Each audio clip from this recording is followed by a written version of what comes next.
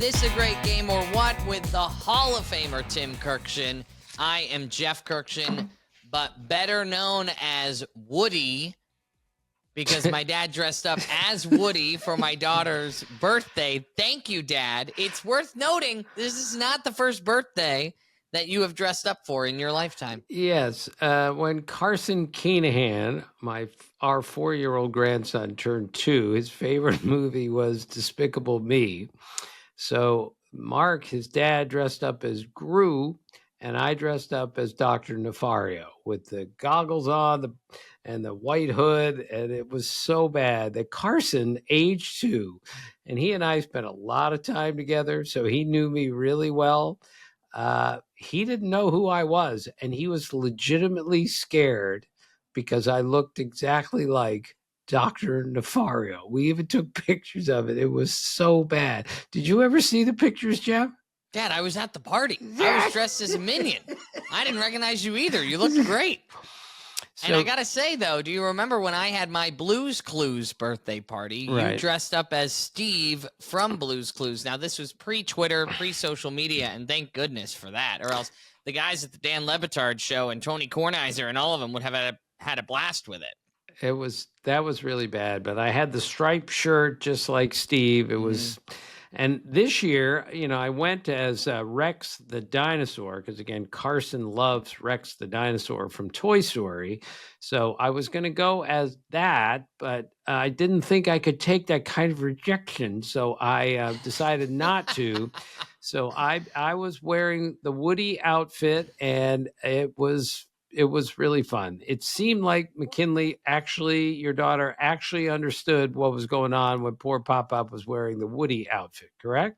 Yeah, you got to follow us at Great Game or What. I'm going to put a picture up of my daughter McKinley with my dad dressed as Woody. So follow us to be able to see that image because it is great. She totally knew what was going on. Her cousin Carson, aforementioned Carson, dressed up as Buzz Lightyear, and she was so excited. She'd just gotten up from a nap.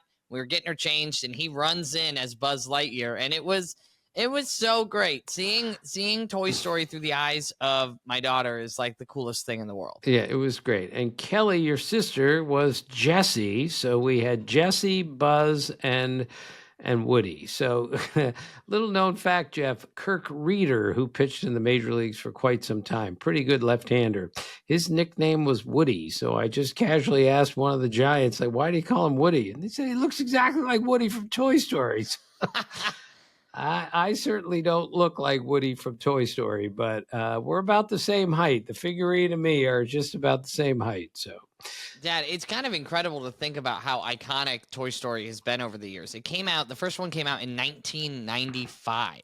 So I was 2 years old, and now my 2-year-old is having a Toy Story birthday. Isn't that kind of insane to think about how relevant Toy Story is still to this day? I mean, we grew up on it. You put those movies on for us. Right. VHS. I've seen Toy Story 50 times. It is a top 10 movie of all time for me. Mm-hmm. Most people like Adnan Virk, who's going to be a guest pretty soon on the podcast again this year, just cannot watch animated films. He just won't. And I get it because he's a genius with those things. But to me, Toy Story is the best animated film ever, and it's one of my top 10 movies of all time. I was just a little disappointed that Bo Peep didn't show up yesterday.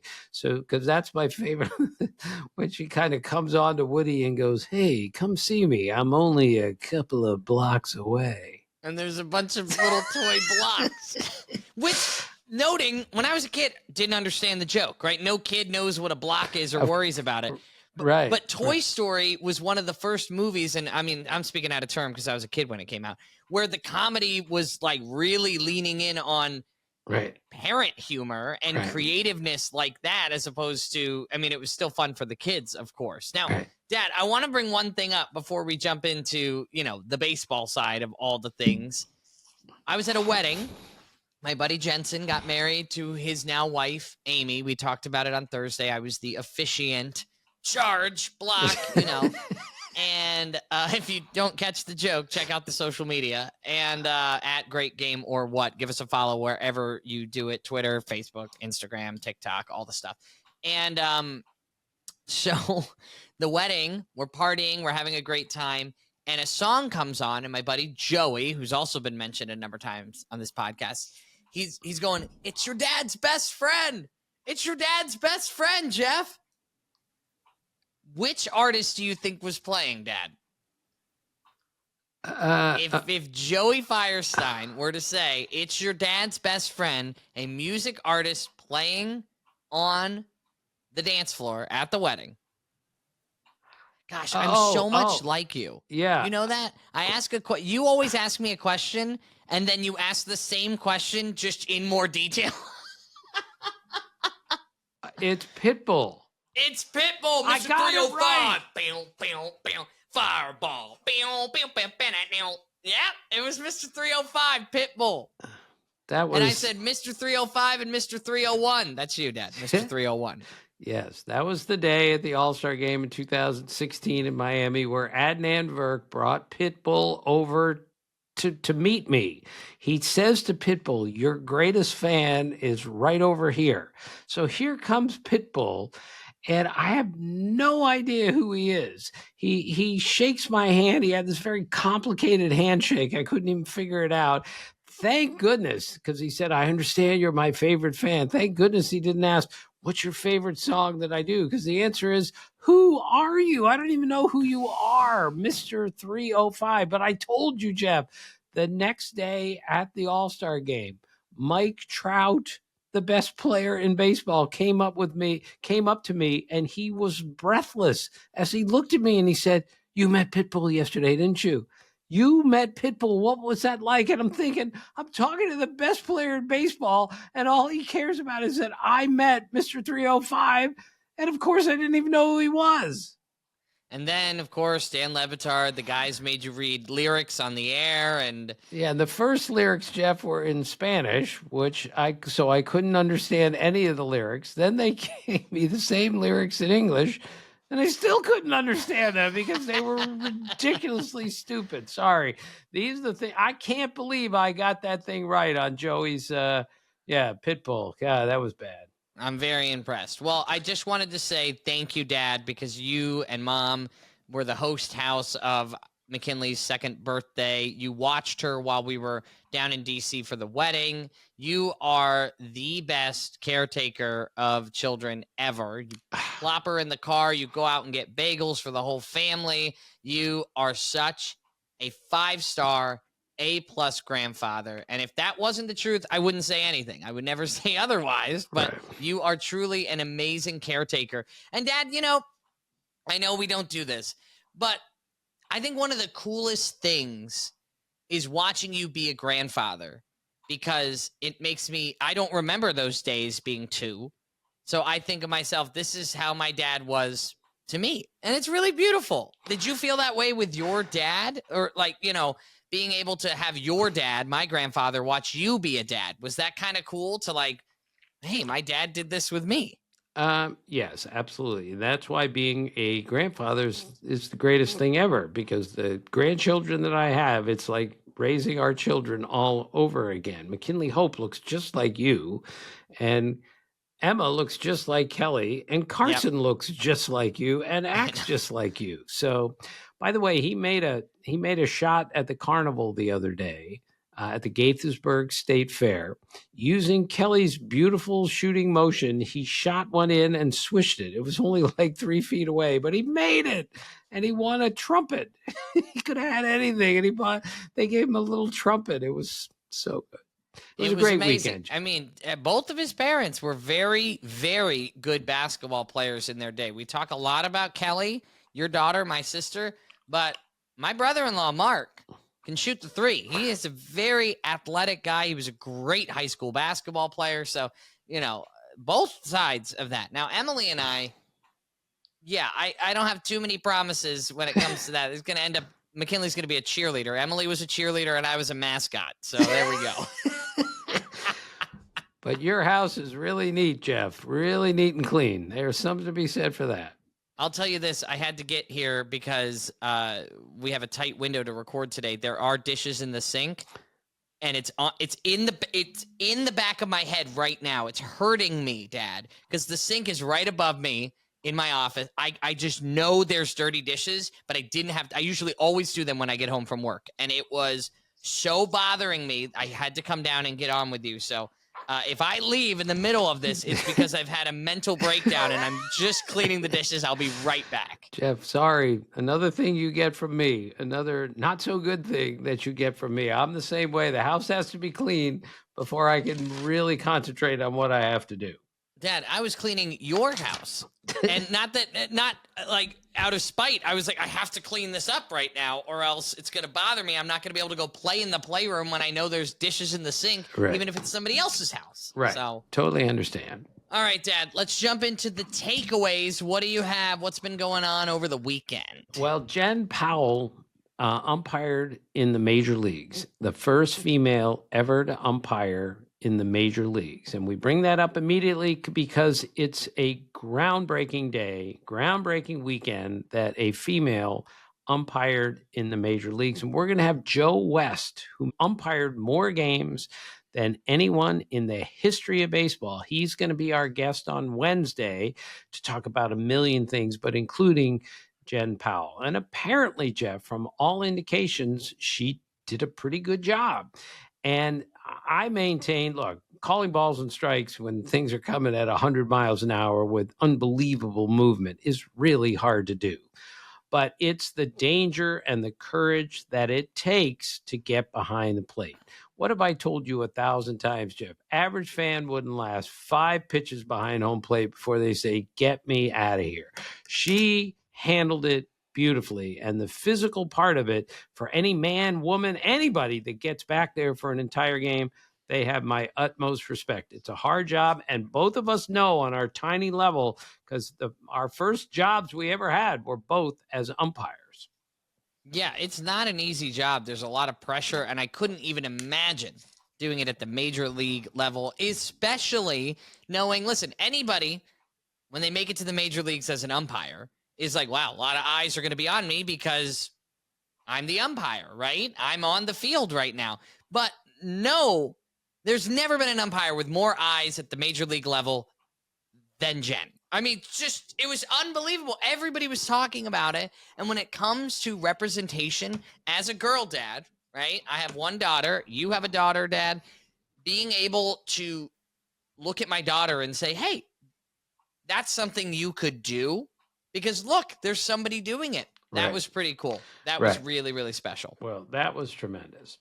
Again, Joe West will talk to us about this on Wednesday and all other things umpiring. We're not just going to ask Joe about his career. We're going to ask him to explain to us, which we already know, why there can be no infield fly rule on a bunted ball. Most people aren't aware of that. It's okay, but Joe will explain that and many other parts of the game. Obstruction versus interference. People get that wrong all the time, except for you, because you umpired. Every once in a while, you'll just call me and say, Dad, it's obstruction, not interference.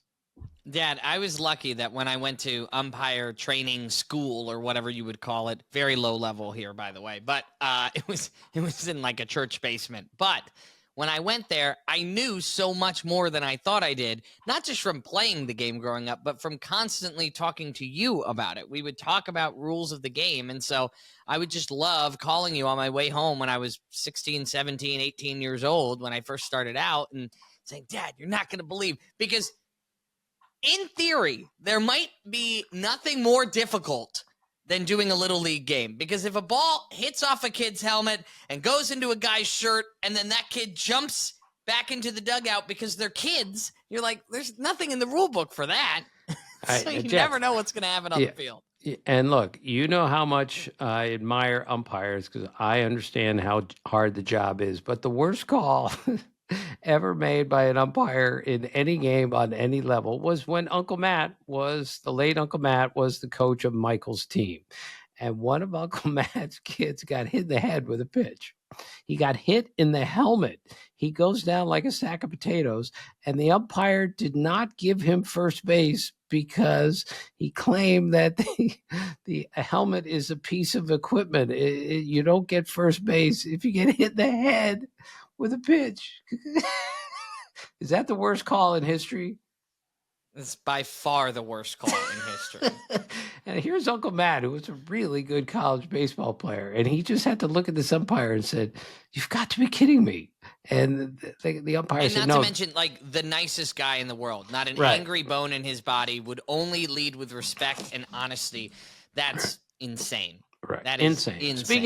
Speaking of insane, Shohei Ohtani hit his 40th home run. So among the million things that he's done that no one else has done, he has now reached 40 home runs in fewer games than any Dodger in any season in history. And I still can't get over, Jeff, that in the game before that, in which the last time he pitched, the game in which he got his hit number 1,000, he struck out 8. Just put those two sentences together.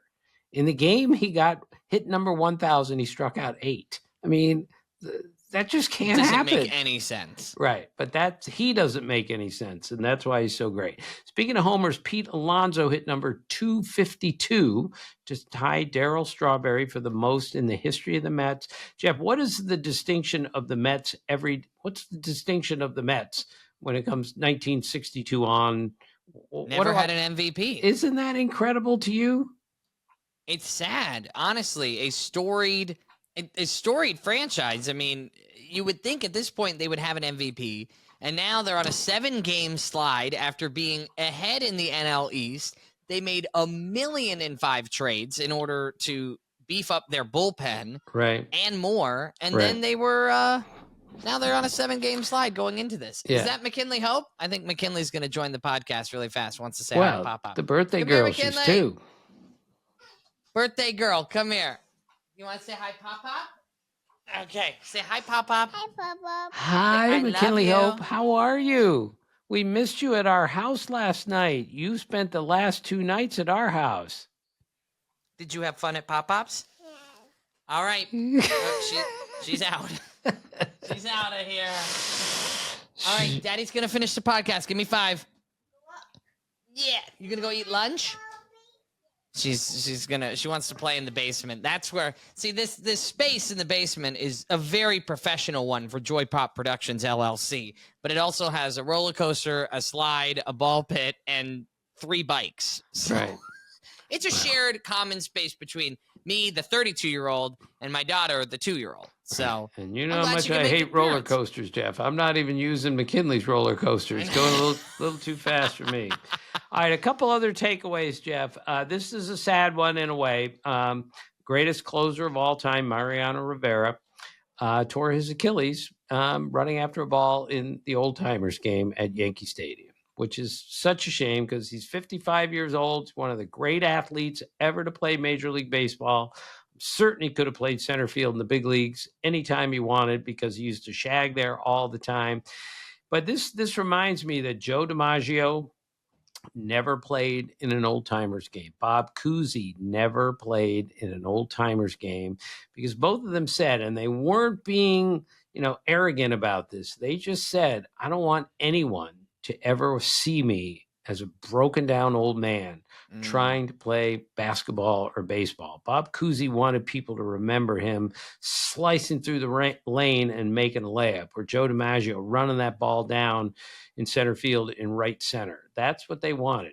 And that's why your grandfather, Pop, used to always say, well, at least when you were growing up, he used to say he was a better hitter than Joe DiMaggio because Joe DiMaggio stopped hitting when he retired, whereas Pop could hit until he was like 70 years old. It was amazing. So we got a license plate, as you know. What's that thing you put on your license plate? License plate frame. Frame, yes. And I put on it for Christmas one year, better hitter than Joe DiMaggio. So he had that on his license plate frame on the back of his car for years and years. And then when Pop died, Nana started to drive Pop's car. So she's at a traffic light and some guy pulls up next to her, rolls down his window and screams at her. He said, I don't think you're a better hitter than Ted Williams. And then he drove away. So Nana came home to tell me this story. And she said, I need an explanation. What did he mean? So Nana, born in England, didn't understand the whole Ted Williams, Joe DiMaggio dynamic, but now, of course, she does. That's so beautiful. And listen, Nana was a good athlete in her day. Yeah. But, she was small and a British woman. And Right. I don't think she was playing cricket growing up, not baseball. Big difference. So, all right, last thing, Jeff. Drake Baldwin of the Braves has really made a push here. He's a really good player. He hits in the middle of the order now, and he's put himself squarely in the Rookie of the Year voting. So, I just call him Drake, by the way. But at the beginning of the year, I picked him to win the Rookie of the Year in the National League, and people laughed at me. Well, all I can say is laugh now, cry later. That's it. Are you really quoting Drake to me right now? Yeah. How bad was that, Jeff? I'm glad you did some Googling. I mean, it was in God's plan that we would be doing this today. Drake. I just call him Drake. What does that mean? Does he go by Drake completely, the rapper? Yeah, just Drake. That is just one name. Yeah. Do you know that song? Cry now, laugh now, cry later? He's not my go-to artist, but I know a lot of his songs. I thought you were going to tell me you called Frank from the Elias on the Hotline Bling in order to hear all about Drake's songs. No. And by the way, I did not pick Drake Baldwin to win the Rookie of the Year. I set that all up for a really bad joke. You had to cue the joke. That was so bad. Sorry, that was really awful. So, well, Dad, we're going to take a quick break, and then after that, we're going to go to the Quirkjians. We're going to go this date in baseball history, and then a Team Tim as well, Dad. And I have a Quirkjian from some members of the family who sent in about a pitcher-batter matchup that I think you're really going to love because it's just one letter off. Okay. That's coming up next. All right.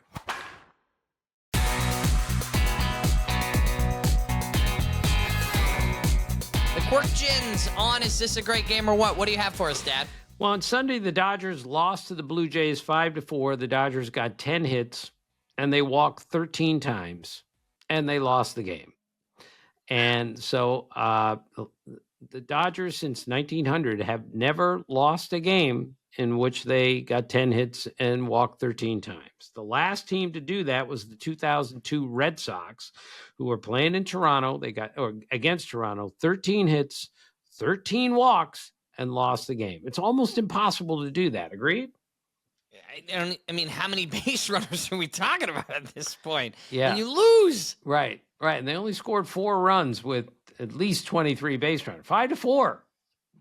So, what? Yeah, the Dodgers, pretty good offensive team. Wow. All right, so Mike Trout's his streak of consecutive games with at least 2 strikeouts, so multi-strikeout games ended at 8. And we're certainly not picking on Mike Trout, all-time great, first ballot Hall of Famer. But it just shows again, Jeff, as I keep pointing out, how the strikeout rate just affects everybody. The stuff we see today is ridiculous. So only 3 position players have ever had a longer streak than 9 straight games with multi-strikeouts.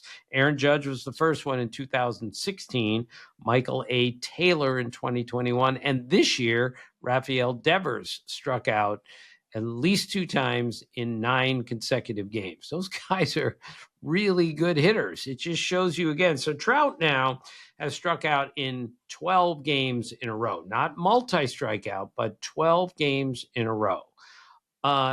Trevor Story of the Red Sox has the current active streak through Sunday. He has struck out in 20 consecutive games. Just take a guess, Jeff. What do you think the record is for most consecutive games with at least 1 strikeout in the history of baseball? Oh, at least one would be, I mean, in this day and age, I'm going to go 30. All right. Aaron Judge is the record holder. Aaron Judge, it's going to be a first ballot Hall of Famer, one of the best players in the game, struck out in 37 straight games in 2017. The only other person who did that was a pitcher, Bill Stoneman, who did it over a 2-year period, 1971 to 72. So again, it just shows you, which I tell young people all the time, hardest game in the world to play. And Aaron Judge isn't always the best player on the field, like Larry Bird was, like Michael Jordan was. The game doesn't always revolve around him because he and Mike Trout and all the other great players have a bad game once in a while because it speaks to the degree of difficulty of the game. I mean, he had over 50 homers that year, and I mean, yes, just and struck out strikeouts after in strikeouts. 37 consecutive games. So, and our pal Adam Dunn, who we love so much, he struck out in 36 consecutive games, and I believe this is still true. His longest hitting streak was 13 games, and his strikeout streak was 36 games. Just shows you how hard it is to get a hit and how easy it is to strike out in today's game. Is that also during the time that his wife looked at him and said, "Hey, have you ever considered maybe batting right-handed?" That was his really bad year in Chicago. I asked him what was the strangest piece of advice you got from anyone, and he said, "My wife, not a big baseball fan, asked me, have you ever considered batting right-handed?" I said, "No, hon, that's not how it works." Okay, last Quirkjian, Jeff. This came from Jim Young. Jim Young used to be the PR director for the Oakland A's, and now he's the official scorer at all sorts of at games on the West Coast. So he did the Giants-Nationals game, and he sent out on Twitter, that the 3 games played over the weekend between the Giants and the Nationals, the game time for all 3 games was exactly the same, 2 hours and 24 minutes. Do you find that? Look, very Jeff, odd. Pop, Low and very my father odd. my father was a mathematician. He was a PhD in math, MIT undergrad. What's the probability of 3 straight games that a team plays and they're all the same time? Pretty amazing, isn't it? I can't even do that math there. It's just too many numbers for me. So I called Frank from the Elias because I certainly couldn't find this. The last time a 3-game series between the same teams, of course, had the same game time was in 2019, which I thought it would go way further back than that. Kansas City, Seattle played 3 straight games, 3 hours and 17 minutes. And the winning pitcher, Jeff, in the first game, get this, was Roenis Elias. And I called Frank from the Elias today to confirm this. That's ridiculous, right? It's your favorite. You must have been off the wall excited about that. It was really good. So, and by the way, Jeff, even though I narrowed it down to same team, same series, this year the Orioles played 3 straight games, 2 against the Diamondbacks and 1 against the Blue Jays. And all 3 of them were the same time, 2 hours and 37 minutes. So Jim Young, my friend, sends this out. He says, Tim, ? Elias, ? Like, look this up. It happened this year where at least one team played 3 straight games and the game time was exactly the same. How do you explain that? I don't understand at all. And speaking of percentages, have you ever heard of the birthday paradox, Dad? No. So, you talk about what are the chances that this game ended at a certain thing, right? Like, it's kind of crazy. But I was explaining this over the weekend, and I want to give it to you because it doesn't make any sense, but I guess it does. 23 people in a room. If you put 23 people in a room, there's a 50-50 chance at least 2 people have the same birthday. Really?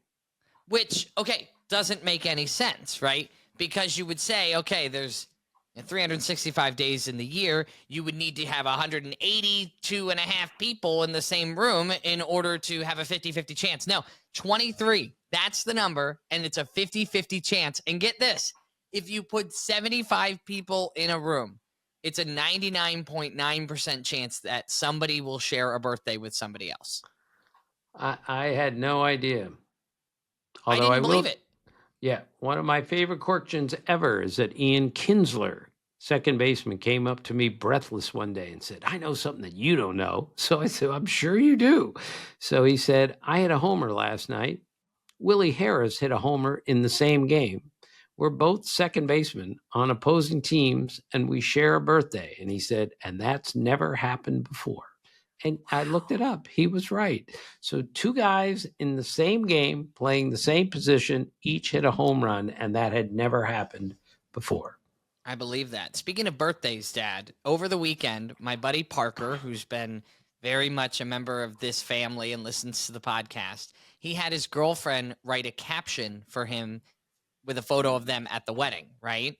and he didn't know what to caption the photo before putting it on social media. It's a picture of the two of them. So she wrote 12 out of 10 wedding date, meaning 10 out of 10 is a perfect score, right? So she wrote, instead of 10/10, she wrote 12/10, saying it's even better than a 10 out of 10, right? Right. She got a call from her mother, and he got multiple text messages because they were reading the caption as 12/10 wedding date, as in the date of our wedding will be 12, aka December 10, as in the 10th. And her mom was so upset, thinking, did you get engaged and set a wedding date without even telling me what was going on? That was a poorly designed text message. No doubt. A terrible caption. Right. And who was born on December the 10th? Why do you think I'm bringing this up? It all comes back to, did you know that Walter Johnson died on December 10th, 1946, and Tim Kurkjian was born December 10th, 1956. All right. Quit mocking me about Walter Johnson. He's the greatest pitcher ever. We did not hit a Walter Johnson mention in this episode yet, so I wanted to get it in. And I'm wearing my Walter Johnson sweater, even though it's 90 degrees outside. It's cold in the house, Jeff. It is cold in the house. All right. Where are we going now? I have one Quirkjian from two members of our family. Nathan and Todd both sent this in. Cubs-Cardinals game this past Friday, August 8th. It was Dansby Swanson was the batter, and then along with him was Matt Svanson, pardon my pronunciation if I get that wrong, Svanson against Swanson. And I love this because, in the bugs of the corners of all the games, they put the batter and the pitcher's last name. So they end up being right next to each other. That's how we get Duran. That's how we get these names that are so easy to see. Yeah, Svanson versus Swanson. Pretty great, right? Yeah, not to top it, though, Jeff, but years ago, the Astros used three pitchers in one game named Rodriguez. And a couple of years later, the Rockies used three pitchers in one game named Matt in the same game. So that's hard to do. But yeah, I like when the listeners and the viewers are looking at the box scores like we are. They shouldn't be, because it's a total waste of time, but I love that they are. This just speaks to why we're doing this show, Jeff. People like this stuff, and therefore I like this stuff. Go to greatgameorwhat.com if you ever want to send us something like that in. It's super easy. There's a contact us. It goes right to my email, so we can check that out. On this date in baseball history, Dad, what do you have? Well, on this date, Stan Musial announced his retirement in 1963 at a picnic. He made it official on retiring, after the season. So Stan Musial is one of the great hitters of all time, Jeff, one of the nicest men of all time. I've told you all my Stan Musial stories. Dan Shaughnessy, who was our guest last year on one of the shows, told me once he went to a card show where kids were getting autographs of all these Hall of Famers. And this kid came up on the escalator next to Dan Shaughnessy. The kid was probably 14 years old, 15. He was really upset because he got aced out of Pete Rose's autograph. So Dan just looks at this kid, because he's so upset.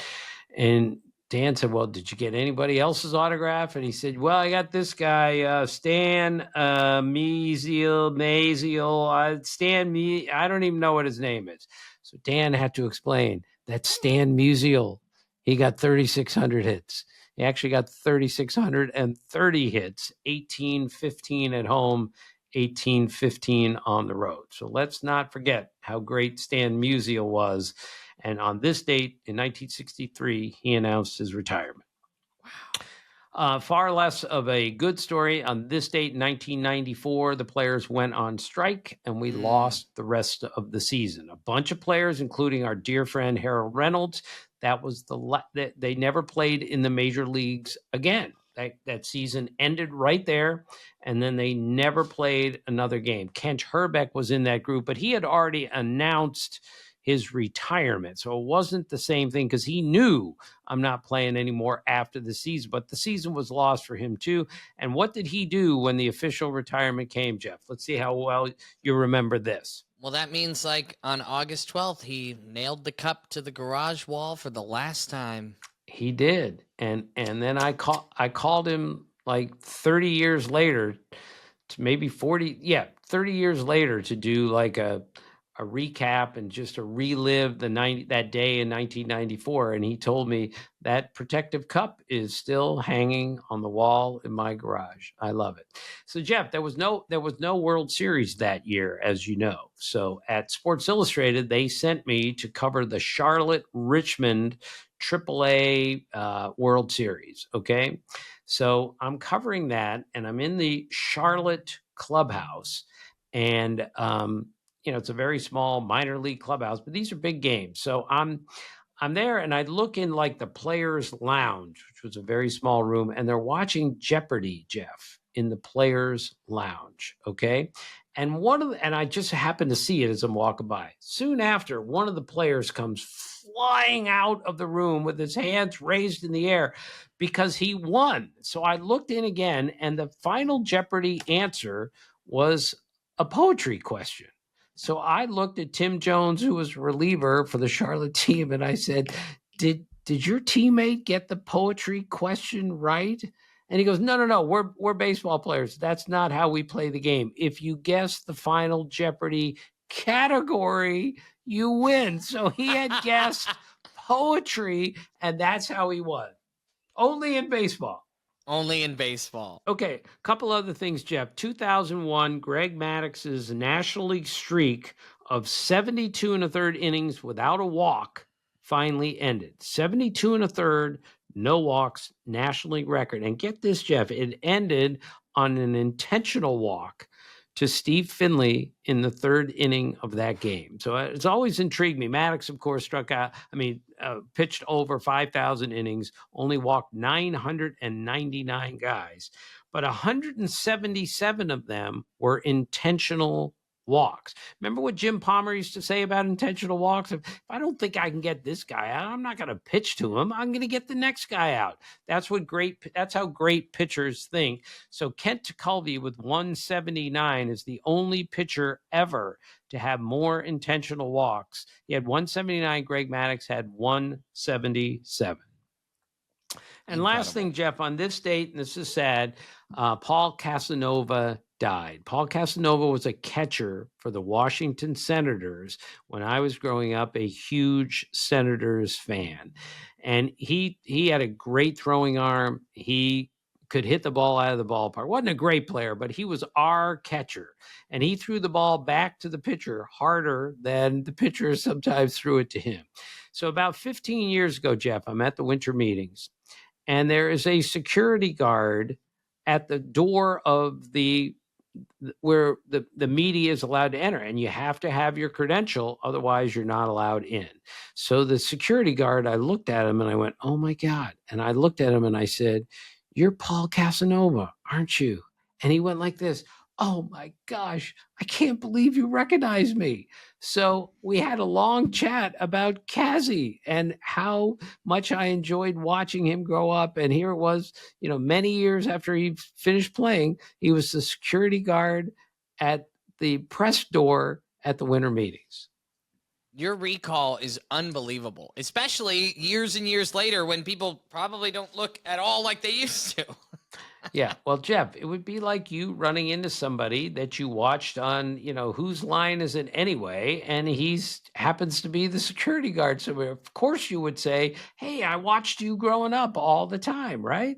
I would absolutely recognize Ryan Stiles just about anywhere. Wayne Brady, absolutely. No worries, Jeff. Okay. So we have a Team Tim, because we are finding, Jeff, that people are really interested in these the Team Tim, which I do now sometimes twice a week.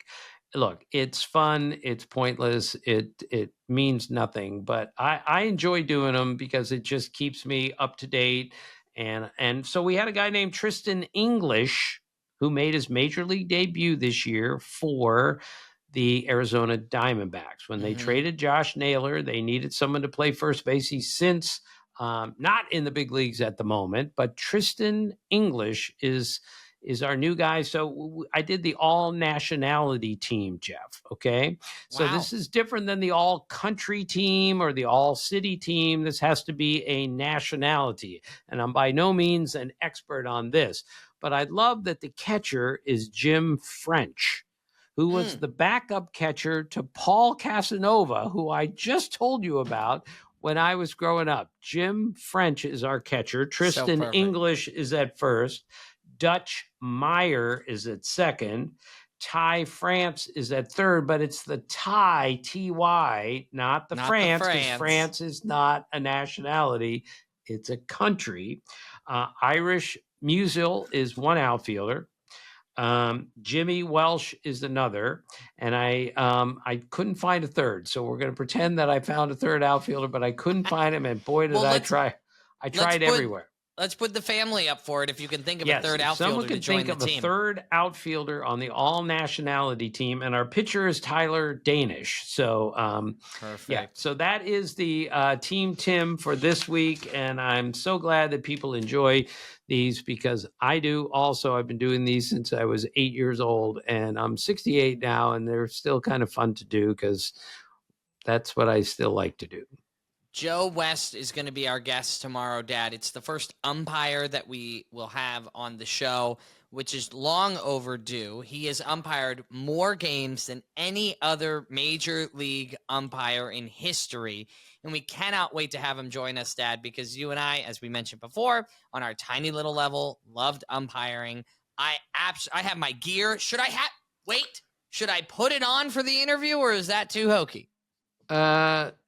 I think you should put it on. I think he would get a kick out of that. I'll just put I'll have the mask out. It's like, Dad, it's buried because my wife's like, why do we have this stuff? So I had to hide it in the back storage area so she didn't know I kept it. Well, the one thing we're not going to do, Jeff, when we get Joe West on, who broke the record that was set by Bill Clem. Bill Clem, Jeff, died in 1951. He died and that's the record that Joe West broke that many years later, over 5,000 major league games.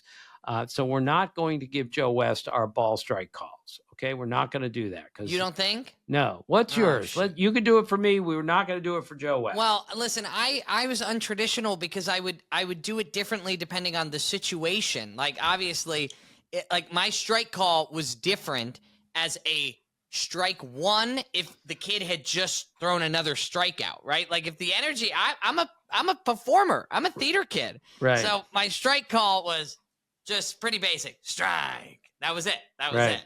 And then my you want to hear my punch out? Strike three? Yeah. All right.